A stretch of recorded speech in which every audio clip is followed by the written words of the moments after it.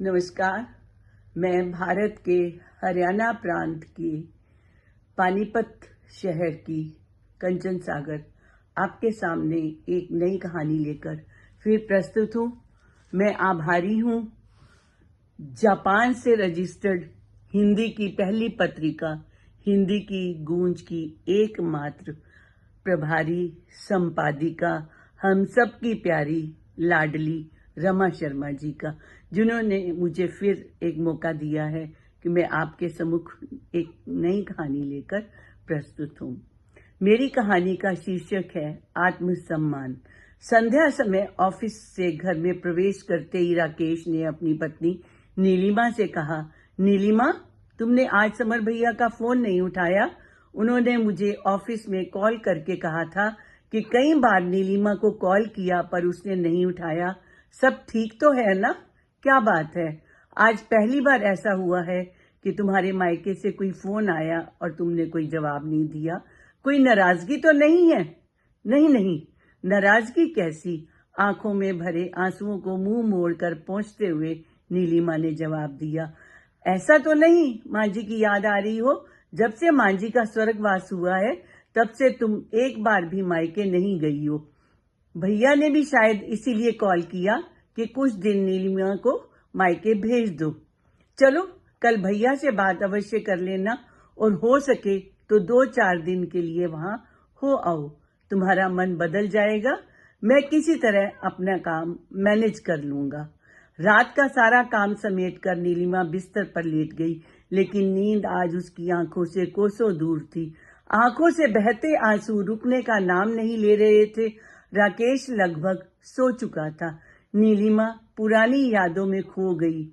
अभी कुछ ही महीने पहले बड़े भैया का बड़ी घबराहट में फोन आया था, नीलिमा, तुम और राकेश जल्दी आ जाओ, माँ की हालत गंभीर है। राकेश को ऑफिस से छुट्टी नहीं मिली और नीलिमा अकेले ही मायके की ओर चल पड़ी। मायका थोड़ी दूर पर ही था, सो वह समय से पहले पहुंच गई। माँ अस्पताल में आखिरी सांसें ले रही थी। नीलिमा के पहुंचते ही माँ ने हल्की सी आंखें खोली, बेटी को पास खड़ा देखकर थोड़ा मुस्कुराई। उसने हाथ बढ़ाने की कोशिश की मगर नाकाम रही। ऐसा लगा जैसे माँ नीलिमा को अपने पास खड़ा देखकर सुकून महसूस कर रही थी। अंतिम समय में अपने बच्चों को अपने पास खड़ा देखकर शायद मन ही मन वह संतुष्ट लग रही थी। माँ ने एक बार चारों ओर नजर घुमाई और कुछ ही पल में उनकी गर्दन एक और लुढ़क गई। अस्पताल में ही सभी रोने लगे। डॉक्टर ने जल्दी जल्दी फॉर्मेलिटी पूरी कर बॉडी हमें थमा दी थी। सभी रिश्तेदारों को फोन कर दिया गया। माँ के देहांत का सुनकर राकेश भी कुछ समय के लिए संस्कार में पहुंच गए थे। शाम तक सारा काम हो जाने पर सभी रिश्तेदार अपने अपने घर चले गए। राकेश भी मुझे माँ के घर छोड़कर वापस चले गए। तीसरे दिन रात को मैं जब वहां से निकलने ही लगी थी कि माँ के कमरे के बाहर मैंने दोनों भाई और भाभियों में मीटिंग चल रही थी। मैंने उनकी कुछ बातें सुन ली। जैसे ही मैं कमरे के पास पहुंची, दोनों भाभियां मुझे देखकर सकपका गईं। वे बड़ी भाभी के हाथ में मैंने माँ के हाथ के निकाले हुए 2 हीरे के कंगन देखे, जिसे शायद भाभी मुझसे छिपाना चाह रही थी। मैंने पूछा, सब एक साथ? क्या बात है? नहीं नहीं, कुछ नहीं, बड़ी भाभी ने जवाब दिया। अरे ये तो वही कंगन है ना जो माँ ने पहन रखे थे और अभी कुछ ही दिनों पहले तो खरीदे थे। माँ तो ये कंगन बड़े शौक से लेके आई थी और जब माँ ने इसे खरीदा था तो उन्होंने मुझे फोन करके कहा था, छोटी, मैंने हीरे के कंगन खरीदे हैं, बहुत महंगे आए हैं, लेकिन मन था सो ले लिए। मैंने माँ को कहा था, अच्छा किया माँ, शौक तो पूरे ही करने चाहिए। फिर माँ ने कहा था, जब मैं इस दुनिया से जाऊंगी तब मैं ये तुझे ही दे के जाऊंगी। मेरी बात सुनते ही भाभी ने वे कंगन कस के मुट्ठी में दबा लिए थे। भाभी को मेरी बात हजम नहीं हुई थी।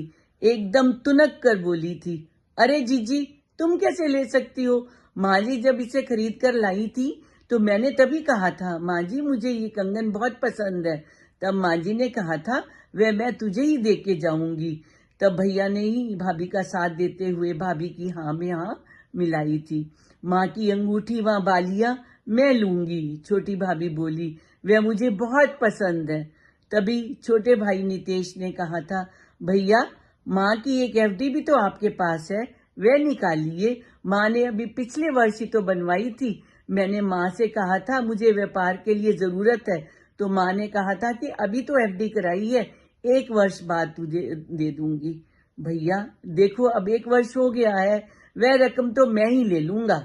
तभी बड़े भैया बोले, छोटे वह तू सारी कैसे रखेगा, हम आधा आधा बांट लेंगे। सो बंटवारा हो गया। इतना बोलना था कि छोटे को गुस्सा आ गया। अरे भैया आप बीच में कहां से आ गए, अभी तो आपको जरूरत ही नहीं थी, एकदम ऐसी क्या जरूरत आन पड़ी। पिताजी तो माँ के नाम बहुत सारा पैसा छोड़कर गए थे, तो सारे पैसे क्या तू ही रखेगा। बड़े भाई ने गुस्से से कहा। तभी बड़ी भाभी बोली, क्यों फालतू बहस कर रहे हो, ऐसा करो माँ जी का सारा पैसा और जेवर आदि सब निकाल लो, फिर इसको 2 हिस्सों में कर लेना। वहां का दृश्य देखकर मुझे गुस्सा आ गया। मैंने लगभग चिल्लाते हुए कहा, अरे अभी तो माँ की चिता की राख भी ठंडी नहीं हुई है और तुम सब जमीन जायदाद पर झगड़ने लगे, शर्म आनी चाहिए तुम सबको। तभी बड़े भैया बोले, छोटी तुझे अभी समझ नहीं है, जो हो रहा है उसे होने दे, एक दिन तो ये सब होना ही है। बात की किसने देखी, बाद में किसी के मन में बेईमानी आ गई तो। मैं रो पड़ी।